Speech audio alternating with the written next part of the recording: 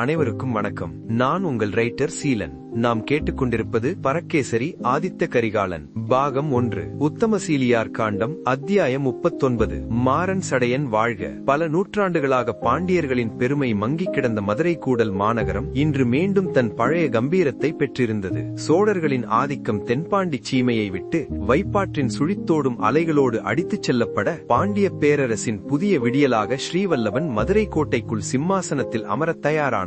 நகரெங்கும் மீன்குடி உயரப் பறக்க, மங்கள வாத்தியங்கள் திசையெங்கும் முழங்க, மதுரை மாநகரமே ஒரு பெருவிழா கோலம் பூண்டிருந்தது. வெற்றி களிப்பில் மக்கள் ஆரவாரம் செய்து கொண்டிருக்க, கோட்டைக்கு வெளியே வைப்பாற்றுப் போரில் மகத்தான வெற்றி கண்ட ஸ்ரீவல்லவன் தன் பெரும் படைப்பிரிவுகளுடன் தற்காலிக முகாம் அமைத்து தங்கியிருந்தான். அந்த நள்ளிரவு நேரத்தில் மதுரையை தன் தம்பி வல்லவனின் படைகளுடன் சேர்ந்து மீட்டெடுத்த வீரகேரளன் தன் தென்கொங்கின் 5000 படை வீரர்களுடன் தற்காலிக முகாமை நோக்கி வந்தான். வெற்றி வாகை சூடிய வீரர்களுடன் வந்தாலும் வீரகேரளனின் தலை குனிந்தே இருந்தது. அவனது நெஞ்சுக்குள் குற்ற உணர்வு ஒரு பெரும் பாரமாக அழுத்தியது. ஸ்ரீவல்லவனின் கூடாரத்திற்குள் நுழைந்த வீரகேரளன் வெற்றி களிப்பில் இருந்த தன் தம்பியை கண்டதும் அப்படியே உறைந்து நின்றான். சிம்மாசனத்தில் அமரத் தகுதியுள்ள தன் தம்பியை பார்த்ததும் அவனால் தன்னை தற்காத்துக் கொள்ள முடியவில்லை. தம்பி ஸ்ரீவல்லவன் ஓடி வந்து தன் அண்ணனை அன்போடு வரவேற்று ஆசனத்திலிருந்து இறங்கி கைகளை பற்றினான். அப்போது வீரகேரளனின் கண்கள் கலங்கின. தம்பியின் கரங்களை பற்றிக் கொண்டு அவன் விம்மி அழுதான். தம்பி,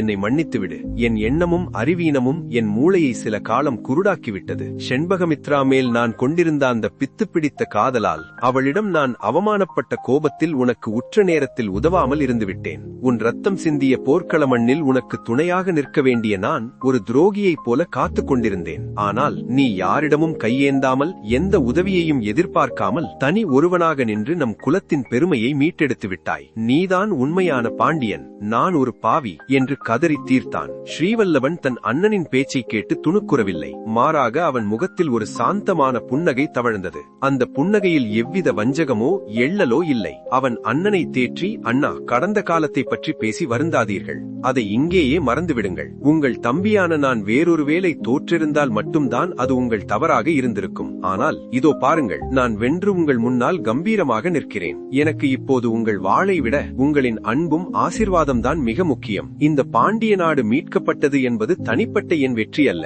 இது நம் இருவரின் வெற்றி, நம் குலத்தின் வெற்றி என்று பெருந்தன்மையுடன் கூறி தன் அண்ணனை வாரி அணைத்துக் கொண்டான். அருகில் நின்றிருந்த சுந்தரகேரளனும் தன் தம்பிகளின் ஒற்றுமையை கண்டு பெருமிதத்தில் திளைக்க ஸ்ரீவல்லவன் அவனையும் சேர்த்து அணைத்துக் கொண்டான். அந்த நள்ளிரவில் பாண்டிய சகோதரர்களின் ஒற்றுமை மதுரையின் எதிர்காலத்திற்கு ஒரு புதிய நம்பிக்கையை விதைத்தது. பாண்டிய நாடு மீண்டும் பாண்டியர்களுக்கே சொந்தமானது என்ற செய்தி காட்டுத்தீயாக பரவியது. அந்த இரவிலும் பொதுமக்கள் சாறை சாறையாக அணிதிரண்டு தங்கள் அடிமை விலங்கை உடைத்தெறிந்த மாறன் சடையருக்கு வீர வணக்கம் செலுத்திக் கொண்டிருந்தனர். மதுரை நகரத்தின் படித்த மேல்தட்டு மக்களிடம் உத்தமனுக்கு சிறிய ஆதரவு உருவாகி இருந்தாலும் இனத்தின் கடவுளாக வந்து அவதரித்த ஸ்ரீவல்லவனின் வருகை அந்த ஆதரவை சுழியமாக்கியது. மண்ணின் மகன் இல்லாத போது வேண்டுமானால் மக்கள் மனம் மாறலாம். மண்ணின் மகன் வந்தபின் அவன்தானே அவர்கள் கடவுள். வெற்றி வாகை சூடிய தம்பிக்கு பாண்டிய குலத்தின் பாரம்பரிய சின்னங்களான இந்திர ஆரம் மற்றும் சுந்தரமுடி ஆகியவற்றை அணிவித்து வீராபிஷேகம் செய்ய வீரகேரளன் ஆவலோடு கேட்டுக்கொண்டான். பாண்டிய குலத்தின் பெரும் செல்வமான இந்த திருவாபரணங்களை நீ அணியும் காலம் வந்துவிட்டது. தேவேந்திரனே பாண்டியர்களுக்கு வழங்கியதாக கருதப்படும் அந்த இந்திர ஆரத்தை உனக்கு அணிவித்து மகுடாபிஷேகம் செய்து பார்க்க காத்திருக்கிறேன் என்றான் வீரகேரளன். ஆனால் போரில் வென்றிருந்தாலும் ஸ்ரீவல்லவனின் கண்கள் எதிர்காலத்தின் சவால்களை கணித்துக் கொண்டிருந்தன. அவன் மென்முறுவலுடன் தன் அண்ணனை பார்த்து, அண்ணா, உங்கள் அன்பு எனக்கு புரிகிறது. ஆனால் இது ஒரு தற்காலிக வெற்றியே. சோழ புலி பதுங்கி இருக்கிறது. அது மீண்டும் பாய காத்திருக்கும். ஒருவேளை அவர்கள் பெரும் படையுடன் மீண்டும் வந்தால் பாண்டிய குலதனங்களான இந்திர ஆரமும் சுந்தரமுடியும் அவர்கள் கையில் சிக்க நேரிடலாம். அது நம் முன்னோர்களுக்கு நாம் செய்யும் இழுக்கு. எனவே அவை இருக்கும் இடம் இப்போதைக்கு எவருக்கும் தெரிய வேண்டாம். அது ரகசியமாகவே இருக்கட்டும். எனக்கு இப்போது மகுடாபிஷேகம் மட்டுமே போதும். அந்த திருவாபரணங்களின் பாதுகாப்புத்தான் எனக்கு முக்கியம் என்று தீர்க்கமாகச் சொன்னான். ஸ்ரீவல்லவனின் அந்த முதிர்ச்சியும் முன்னெச்சரிக்கையும் அங்கிருந்த அமைச்சர்களையும் வீரர்களையும் வியக்க வைத்தது. வெற்றி களிப்பில் தலைகால் தெரியாமல் ஆடாமல் அடுத்த கட்ட பாதுகாப்பை பற்றி சிந்தித்த அந்த பண்பு அவனை ஒரு மாபெரும் தலைவனாக காட்டியது.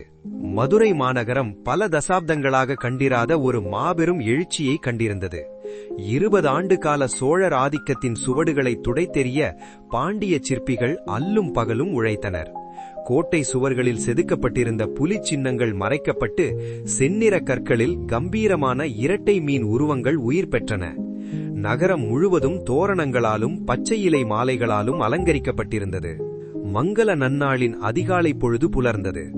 வைகை நதியின் குளிர்ந்த காற்றில் அகிர்புகையின் வாசமும் பூக்களின் மணமும் கலந்திருந்தது.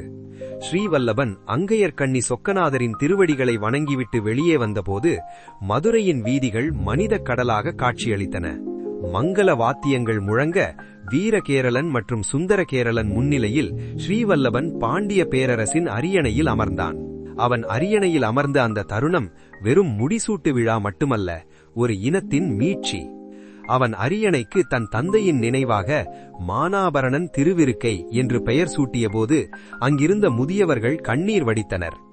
இன்று முதல் நான் உங்கள் மாறன் ஜடையன் என்று அவன் பிரகடனம் செய்தபோது விண்ணை பிளந்தது வெற்றி முழக்கம். மகுடாபிஷேகம் முடிந்த கையோடு ஸ்ரீவல்லபன் தன் அண்ணன் வீரகேரளனை ஏறிட்டு பார்த்தான். அண்ணா, இன்று நாம் இழந்த மண்ணை மீட்டிருக்கிறோம். இதில் உங்கள் பங்கு அளப்பரியது. தென்கொங்கு நாட்டை நீங்களே ஒரு சுதந்திர அரசனாக ஆள வேண்டும் என்பது என் விருப்பம் என்றான் வீரகேரளன். இந்த கேள்வியை கேட்டதும் வீரகேரளன் பதறிப்போனான். ஒரு கணம் அவன் உடல் நடுங்கியது. மூத்தவன் சுந்தரகேரளனை பார்த்தான். இருவருமே அதிகாரத்தின் மீது ஆசை கொண்டவர்கள் அல்ல என்பதை உலகுக்கு உணர்த்த விரும்பினர். வீரகேரளன் சட்டென்று எழுந்து தன் இடுப்பில் இருந்த வீரவாளையும் தென்கொங்கின் மணிமகுடத்தையும் கழற்றி ஸ்ரீவல்லபனின் பாதங்களில் வைத்தான். தம்பி, இந்த பாண்டிய பேரரசு உனது வீரத்தால் நிமிர்ந்து நிற்கிறது. உனக்கு கீழ் ஒரு சிற்றரசனாகவோ தளபதியாகவோ சேவையாற்றுவதையே நாங்கள் பெருமையாக கருதுகிறோம். மகுடத்தை விட உன் அன்பே எங்களுக்கு பெரிது என்றான் வீரகேரளன். கண்களில் நீர் மல்க தன் அண்ணன்களை தழுவிக்கொண்டான் ஸ்ரீவல்லபன். அந்த அணைப்பில் பாண்டிய நாட்டின் எதிர்கால ஒற்றுமை உறுதிப்படுத்தப்பட்டது. வெற்றி களிப்பிற்கு நடுவே தளபதிகள் போர்க்களத்தில் பிடிபட்ட சோழ அதிகாரிகளை கொண்டு வந்து நிறுத்தினர். மன்னா, இவர்கள் நமது வீரர்களை கொன்றவர்கள், இவர்களை சிரச்சேதம் செய்ய உத்தரவிடுங்கள் என்று ஒரு தளபதி ஆவேசமாக முழங்கினார். ஸ்ரீவல்லபன் அவர்களை அமைதியாக பார்த்தான். தளபதிகளே, ஒரு வீரன் போர் முடிந்து ஆயுதத்தை இழந்த பிறகு அவன் வெறும் மனிதன் மட்டுமே. அவர்கள் தங்கள் நாட்டிற்காகவும் தங்கள் மன்னனுக்காகவும் கடமையை செய்தார்கள். அவர்களை இழிவுபடுத்துவது பாண்டியர் குலத்திற்கு அழகல்ல. பிடிபட்ட வீரர்கள் கடந்த 20 ஆண்டுகளாக இங்கே பணியில் இருக்கும் சோழ அதிகாரிகள் அனைவருக்கும் புத்தாடை வழங்கி தகுந்த பாதுகாப்புடன் சோழ தேசத்தின் எல்லை வரை கொண்டு போய் விட்டுவிடுங்கள். பாண்டியன் வாளால் மட்டுமல்ல, பண்பாலும் வெல்லக்கூடியவன் என்பதை சோழர்கள் அறியட்டும் என்றான் மாறஞ்சடையன். இவனின் இந்த பெருந்தன்மை அமைச்சர்களையும் எதிரி நாட்டு அதிகாரிகளையும் ஒரு சேர வியக்க வைத்தது. மாறஞ்சடையன் ஸ்ரீவல்லபனின் இந்த செயல் போர்க்களத்தில் அவன் காட்டிய வீரத்தை விட பெரிதாக அனைவராலும் போற்றப்பட்டது. பகைவனுக்கும் அருளும் அந்த பெருந்தன்மையே பின்னாளில் அவன் பெயர் பாண்டிய வரலாற்றில் இழையாத இடம் பிடிக்க காரணம் அமைந்தது. அன்றைய இரவு பட்டாபிஷேக கொண்டாட்டங்கள் ஓய்ந்து மதுரை அமைதியில் ஆழ்ந்தது. ஆனால் புதிய மன்னன் ஸ்ரீவல்லபனின் கண்களில் உறக்கமில்லை. அவன் தன் அண்ணன்களை மட்டும் அந்தப்புரத்தின் ஒரு தனி மாளிகைக்கு அழைத்தான். அங்கே ஆரவாரங்கள் இல்லை. விளக்குகளின் மெல்லிய ஒளியில் ஸ்ரீவல்லபனின் முகம் தீவிரமான சிந்தனையில் ஆழ்ந்திருந்தது. அண்ணன்களை அருகே அமர வைத்த ஸ்ரீவல்லபன் மெதுவான ஆனால் உறுதியான குரலில் பேசத் தொடங்கினான். அண்ணா, இன்று நாம் காண்பது ஒரு தற்காலிக வெற்றிதான். வைப்பாற்றின் கரையில் நாம் சிதறடித்தது சோழப்படையின் ஒரு சிறு பகுதியைத்தானே தவிர சோழ பேரரசை அல்ல. அடிபட்ட வேங்கை உத்தம சோழன் இப்போது தஞ்சையின் அரண்மனையில் தன் காயங்களை எண்ணிக்கொண்டு வஞ்சினம் வளர்த்து கொண்டிருப்பான். ஒரு தோல்வி அவனை முடக்கிவிடாது. மாறாக அவன் முன்பை விட பலமாய் ஒரு பெரும் பிரளயத்தைப் போல நம்மை தாக்க மீண்டும் வருவான் என்றான். அவனது பேச்சில் இருந்த தீவிரத்தைக் கண்டு வீரகேரளன் ஏதோ இடைமறிக்க முயன்றான். ஆனால் ஸ்ரீவல்லபன் தன் கையை உயர்த்தி தடுத்தான். கேளுங்கள் அண்ணா, காலம் ஒரு முறை நமக்கு சாதகமாக அமைந்துவிட்டது என்பதற்காக எப்போதும் நமக்கு துணை நிற்கும் என்று எண்ணிவிட முடியாது. போர்க்களத்தில் வெற்றிக்கும் தோல்விக்கும் இடைவெளி மிக குறைவு. அடுத்த முறை அந்த விதி யாரை ஆட்கொள்ளும் என்று யாருக்கு தெரியும்? நான் எதற்கும் அஞ்சவில்லை. ஆனால் ஒருவேளை உத்தமனிடம் நான் தோற்று வீழ்ந்தால் இந்த வெற்றி மீண்டும் பறிபோய்விடக்கூடாது. நம் பாண்டிய குலம் மீண்டும் அனாதையாக நிற்கக்கூடாது. சற்று இடைவெளி விட்டு தன் அண்ணன்களின் கைகளை இறுக பற்றிக் கொண்டான். அண்ணா, எனக்கு ஏதேனும் நேர்ந்தால் நம் தந்தை மீதும் நம் குலத்தின் பெருமைமிக்க முன்னோர்கள் மீதும் ஆணையாக சொல்கிறேன், தென்கொங்கின் வேந்தனான நீங்கள் நம் தந்தையின் பெயரால் தயங்காமல் முடிசூடி இந்த தேசத்தையும் மக்களையும் காக்க வேண்டும். எனக்காக அல்ல, இந்த மண்ணுக்காக எனக்கு இந்த சத்தியத்தை செய்து கொடுங்கள் என்று வேண்டினான். மகிழ்ச்சியில் திளைக்க வேண்டிய நாளில் மரணத்தையும் தோல்வியையும் கணிக்கின்ற தம்பியின் முதிர்ச்சியைக் கண்டு அண்ணன்கள் இருவரும் அதிர்ச்சியில் உறைந்து நின்றனர். ஸ்ரீவல்லபனின் கண்களில் தெரிந்த அந்த தீர்க்கமான பிடிவாதம் அவர்களை கட்டுப்படுத்தியது. கனத்த இதயத்துடன் அவன் கைகளின் மேல் கை வைத்து பாண்டிய பேரரசின் எதிர்காலத்தை காப்போம் என்று அந்த பாரமான சத்தியத்தை செய்து கொடுத்தனர். அந்த அறையில் நிலவிய அமைதி வரப்போகும் பெரும் புயலுக்கான முன்னெச்சரிக்கையாக இருந்தது. அண்ணன்களிடம் அந்த பயங்கரமான மரண சத்தியத்தை பெற்ற பிறகு ஸ்ரீவல்லபனின் உள்ளம் ஒரு பாரமான நிம்மதியில் இருந்தது. ஆனால் அவனது ஆன்மா இன்னும் ஒரு சந்திப்பிற்காக தவித்துக் கொண்டிருந்தது. நள்ளிரவு நெருங்கிக் கொண்டிருந்தது. மதுரையின் அரச மாளிகை நிலவொளியில் குளித்து கிடந்தது. தென்கொங்கிலிருந்து கிளம்பியிருந்த ஷண்பகா வந்து சேர இரவாகி போனது. அதுவரை உறங்கச் செல்லாத ஸ்ரீவல்லபன் அவள் வந்த செய்தி தெரிந்த கணமே ஷண்பகமித்ரா தங்கியிருந்த அந்த தென்பகுதி மாளிகைக்கு மெல்ல நடந்து சென்றான். கண்ணை இமை போல காத்து நிற்கும் பாண்டிய சக்கரவர்த்தியின் மேய்க்காவல் படையான ஆபத்துதவி படையை விடுத்து ஒரு சாமானியனைப் போல தனிமையில் அவளை காணச் சென்றான். உப்பரிகையின் ஓரத்தில் வானத்து நிலவை பார்த்தபடி அமர்ந்திருந்தாள் ஷண்பகமித்ரா. அவளுக்கு சற்று தள்ளி ஒரு சிறிய கட்டிலில் சிறுவன் வீரநாராயணன் ஆழ்ந்த உறக்கத்தில் இருந்தான். அவனது கைகள் உறக்கத்திலும் ஷண்பகாவின் ஆடையின் ஒரு நுனியை பற்றி கொண்டிருந்தன. அது ஒரு தாய்க்கும் மகனுக்குமான பிணைப்பை போல அத்தனை ஆழமாக இருந்தது. ஸ்ரீவல்லபனின் காலடி சத்தம் கேட்டதும் ஷண்பகா திரும்பினாள். அவளது முகம் அஸ்தமன சூரியனை விட தெளிவாக, ஆனால் ஒருவித வாட்டத்துடன் இருந்தது. வாருங்கள் மாரஞ்சடைய பாண்டியரே, பட்டாபிஷேகம் முடிந்து முதல் இரவிலேயே ஒரு கைடியை நலம் விசாரிக்க வந்திருக்கிறீர்களா என்றாள் மெல்லிய புன்னகையுடன். அவளது குரலில் இருந்த அந்த ஏளனம் ஸ்ரீவல்லபனை தாக்கியது. கைதியா? சிங்கள இளவரசியை சிறைக்குள் அடைக்கும் மாவீரன் இங்கே யார் இருக்கிறார்கள் என்று கேட்டான் வல்லபன். கைதியாக இருப்பதற்கு இப்படி ஒரு விளக்கமா என்றாள் ஷண்பகா மென் சிரிப்புடன். நீ எப்போதுமே கைதி இல்லையே ஷண்பகா. தமிழகத்தின் மருமகளாக வேண்டி இங்கே வந்தாள். சிங்களத்தின் மகளாகவே இருக்க நினைத்தால் தாராளமாக உன் நாட்டுக்கு திரும்பி இருக்கலாம். உன்னை தடுக்கும் வலிமை யாருக்கு இருக்கிறது என்று சொல்லியபடியே ஸ்ரீவல்லபன் அவள் அருகில் வந்து அவளுக்கு சற்று தள்ளி இருந்த சுவரோரம் அமர்ந்தான். சிரித்தாள் ஷண்பகா. நான் இப்போது மகளும் இல்லை மருமகளும் இல்லை வல்லவரே, நல்ல ஒரு தாய் என்றபடி வீரநாராயணனின் தலையை கோதிவிட்டாள். எப்படி இருக்கிறாய் ஷண்பகா? இந்த ஓராண்டு உன் காயங்களை ஆற்றிவிட்டதா என்று ஸ்ரீவல்லபன் அக்கறையோடும் அன்போடும் கேட்டான். ஷண்பகா பெருமூச்சு விட்டாள். காயங்கள் ஆறிவிட்டன மாரஞ்சடையரே, ஆனால் வடுக்கள் அப்படியேதான் இருக்கின்றன. ஒரு பெண்ணாக நான் தோற்றுவிட்டேன் என்றுதான் தினமும் நினைக்கிறேன். உத்தமனை நான் சந்தேகப்பட்ட அந்த ஒரு நிமிடம், அது என் வாழ்நாள் முழுமைக்கும் ஒரு கரையாக இருக்கும் என்று நான் நினைக்கவே இல்லை. ஆனால் அவள் அருகில் உறங்கும் நாராயணனை சுட்டிக்காட்டினாள்.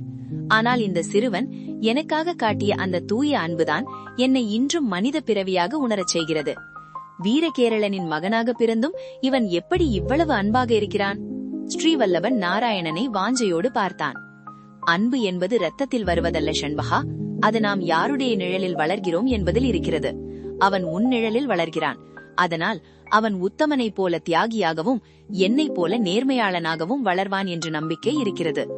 ஷண்பகா திடீரென லேசாக சிரித்தாள். அந்த சிரிப்பில் ஒரு ஏளனம் கலந்திருந்தது. ஸ்ரீவல்லபரே, அன்று கொங்கு கோட்டையை விட்டு நீங்கள் கிளம்பும்போது ஒரு சாபம் போல சத்தியம் வாங்கிச் சென்றீர்களே, நினைவிருக்கிறதா?